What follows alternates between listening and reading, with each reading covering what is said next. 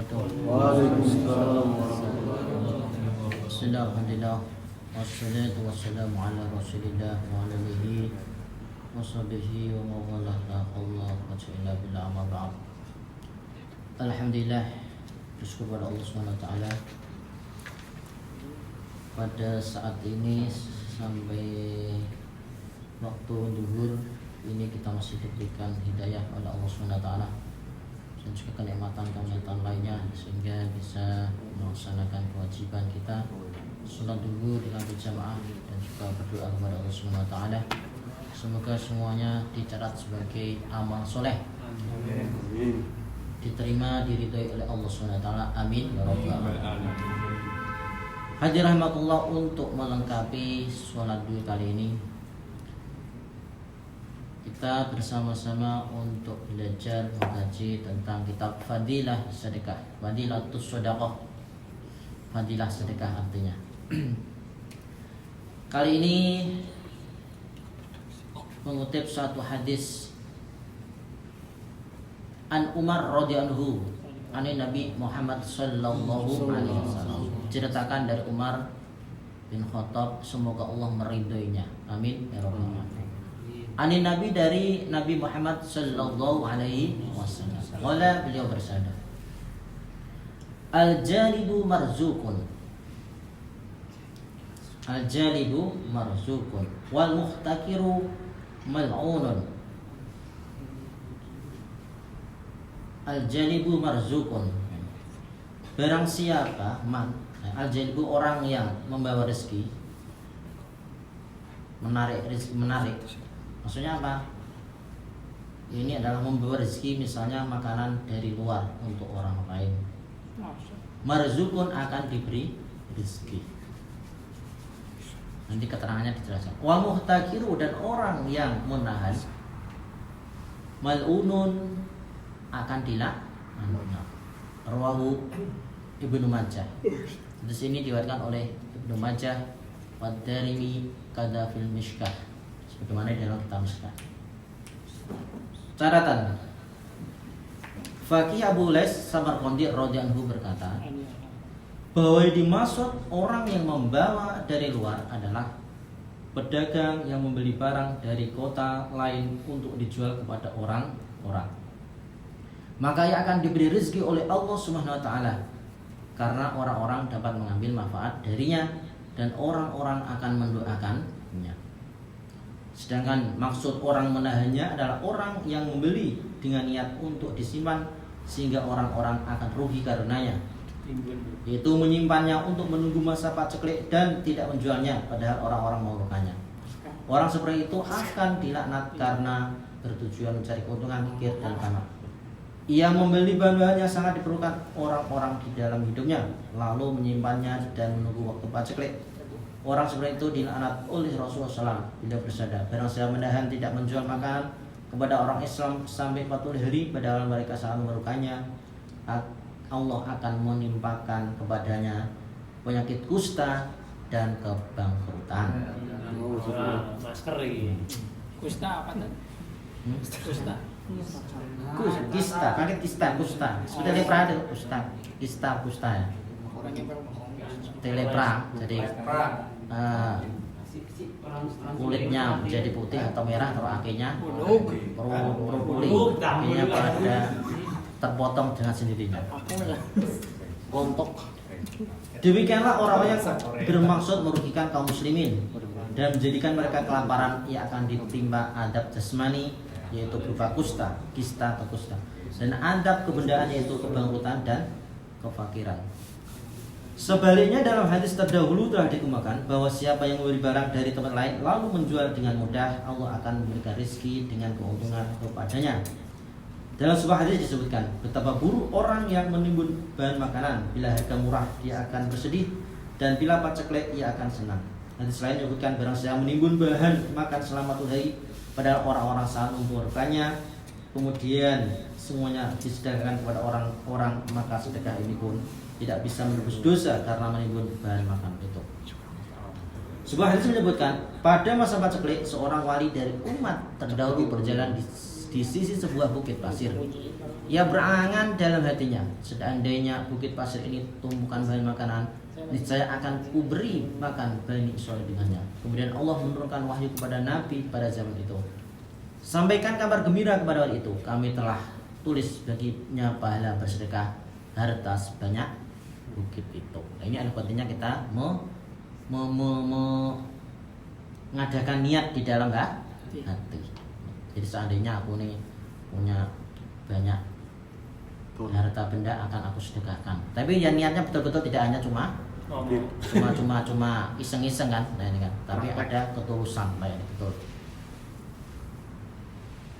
Maka dia akan ditulis baginya pahala bersedekah harta sebanyak bukit itu. Ini adalah pentingnya kita menghadirkan niat dimanapun berada saat kapanpun. Karena apa tadi akan dicoret akan ditulis inamal bin niat. Bagi Allah pahala yang Dia sediakan sangat luas, tiada batas. Untuk memberi pahala, Dia tidak perlu menyimpannya dan tidak perlu bekerja untuk mencarinya. Apabila Allah menghendaki, maka akan tumbuh tanaman di seluruh dunia. Baginya yang dilihat adalah amal manusia dan keikhlasannya. Barang siapa menyayangi makhluknya, ia akan dicintai oleh Allah.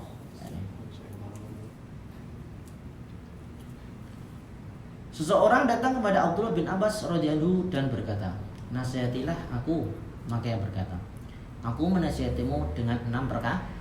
Pertama, bertawakal dan yakinlah kepada Allah terhadap perkara-perkara yang Allah sendiri telah menanggungnya, seperti rezeki dan sebagainya. Jodoh termasuk ini. Sudah masuk ini. Sudah masuk rezeki ya. Masuk jodoh rezeki. Masuk Pak Udin.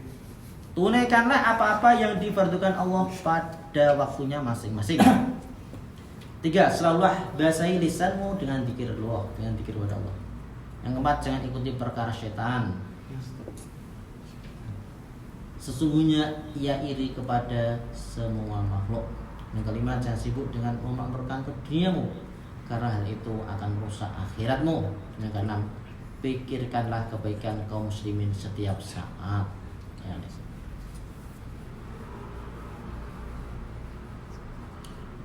Al-Faqih Abu Lais rahmatullahi berkata, ada 11 tanda keberuntungan bagi seseorang dan tanda-tanda kebinasaan juga ada 11. Adapun 11 tanda keberuntungan ialah 1. Membenci dunia dan mencintai akhirat. Yang kedua, memperbanyak ibadah dan baca Al-Quran. Yang ketiga, menjauhkan diri dari bicara sia-sia. Yang keempat, menjaga sholat tepat pada waktunya dengan sungguh-sungguh.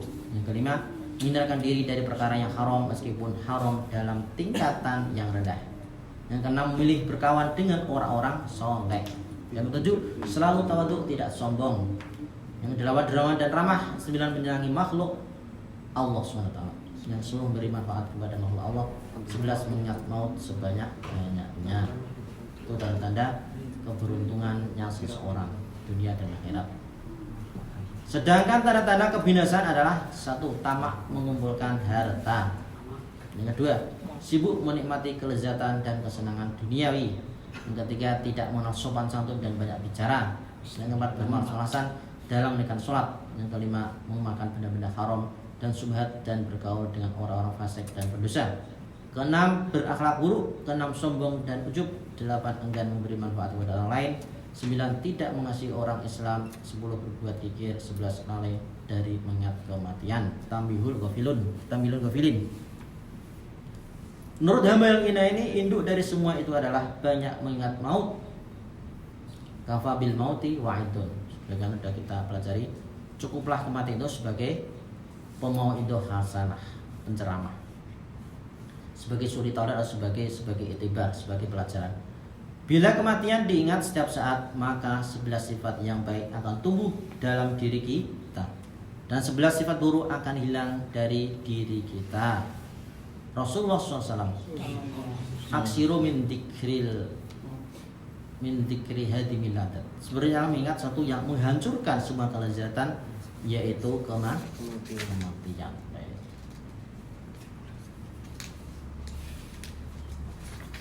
Tambah sedikit lagi, satu hadis lagi. An Anas radhiyallahu anhu qala tufiya rajulun minas sahabah faqala rajul abshir bil jannah faqala Rasulullah sallallahu alaihi wasallam Awala tadri la'allahu takallama fima la ya'nihi aw baqila yang qusuhu. Dari Anas radhiyallahu beliau berkata, "Tufiya rajulun minas sahabah." Ada seorang laki-laki wafat dari kalangan para sahabat. Faqala rajulun absir bil jannah. Absir bil jannah. Maka seorang laki-laki lain berkata, sungguh ia ahli surga. Mendengar perkataannya, Rasulullah SAW bersabda, apa yang kamu ketahui tentang ini, tentang dia? Mungkin dia ini bicara yang sia-sia, yang tidak manfaat. Au bakhila bima yaqusu, atau dia ini bakhil terhadap perkara yang tidak mengurangi harta bendanya.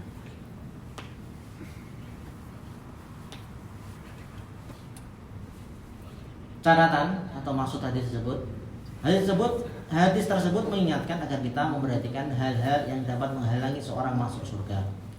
Berbicara sia-sia dan menyia-nyiakan waktu dalam berbicara yang tidak ada faedahnya adalah kesibukan yang banyak digemari orang. Jika diperhatikan, sangat sedikit majelis yang terbebas dari bicara sia-sia.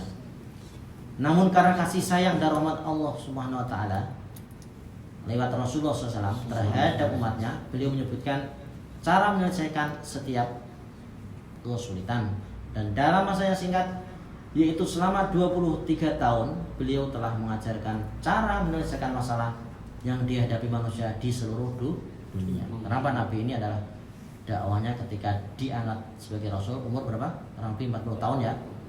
Terus umur beliau 63 tahun, berarti dikurang 40 tahun, berarti dakwahnya 23 tahun. Itu sudah bisa merubah hampir semua dunia, hampir seluruh dunia.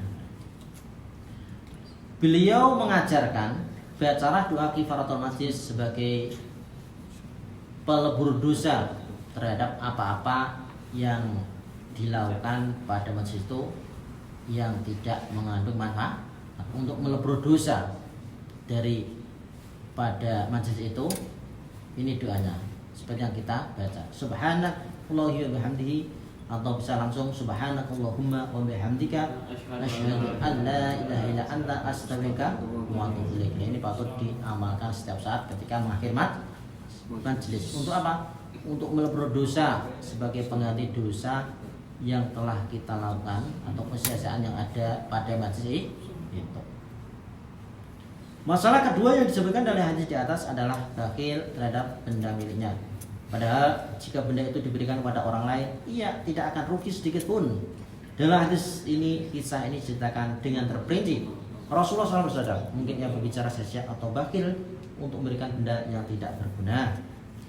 Banyak perkara yang kita anggap biasa, padahal di sisi Allah sangat tinggi derajatnya jika dilihat dari sisi pahala dan juga adabnya.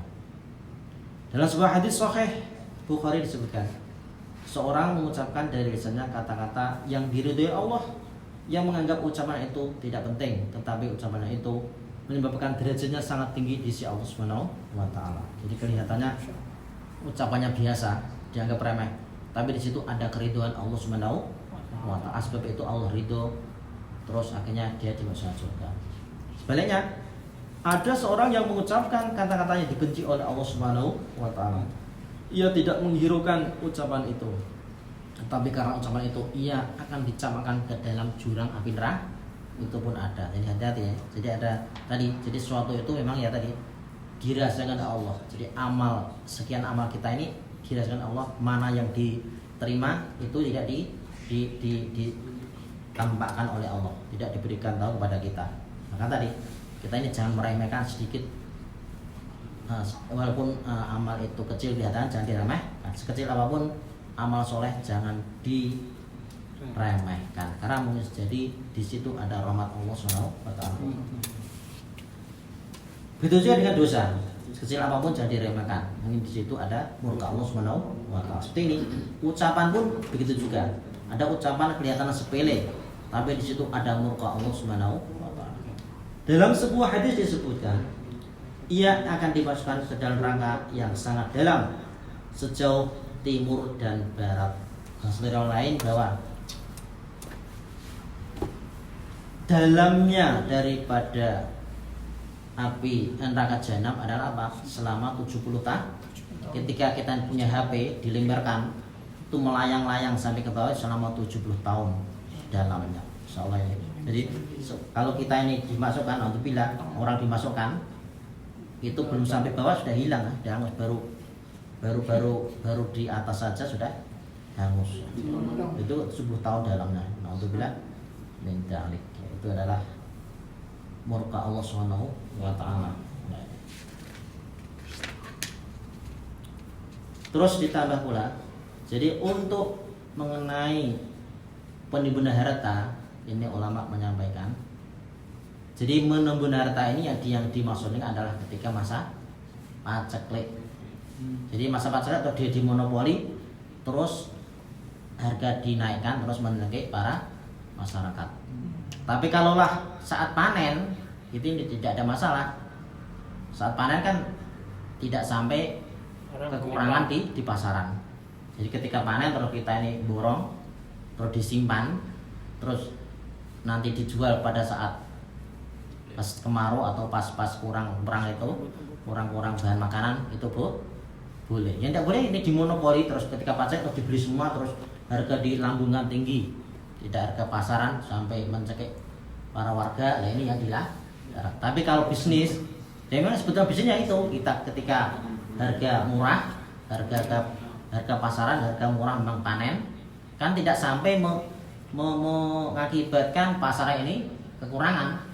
Yang dilarang ini ketika saat paceklik terus pasaran ini guncang, terus manusia pada kelaparan terus kita dimonopoli, harga dinaikkan, mau tidak mau ini sekian harganya ini yang tidak boleh. Tapi seperti tadi kalaulah ini pas pasaran, pas harga panen, kan biasanya tetap harga ini adalah rendahan. Saat itu kita membeli banyak terus ditimbun, tapi ya banyak ditimbun, memang ya ditimbun namanya menyimpan kan, terus mengeluarkan saat kemarau, tapi ya tadi tidak sampai memonopoli. Yang dilarang memonopoli terus diborong semua terus di harga dilonjakan, itu yang terlarang dalam fikih diatur mengenai muhtakir yang dilarang. Demikian, semoga bermanfaat. Terima kasih perhatian. Mohon kesalahan kita akhiri dengan kifatul majlis. Subhanallahumma wa bihamdika asyhadu an la ilaha illa anta astaghfiruka wa atubu ilaik. Assalamualaikum warahmatullahi wabarakatuh.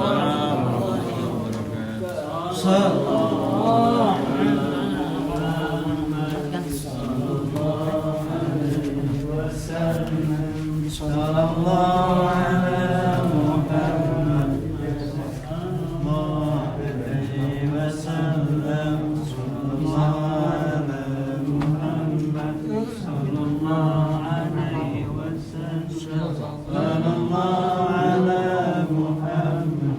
ya Rabbi wa sallam.